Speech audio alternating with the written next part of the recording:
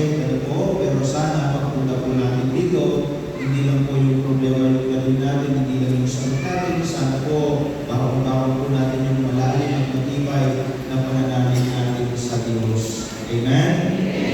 Mga kapatid, aminin natin ang ating mga kasalanan upang tayo maging karapat-dapat sa pagdiriwang.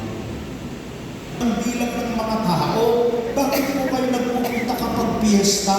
Sabi ko nga, nandito kayo dahil meron kayong kahilingan sa Panginoon. Baka yung iba sa inyo, bigat na sa problema. Baka yung iba gusto nang sumuko at naghahanap ng pag-asa. Baka yung iba may karamdaman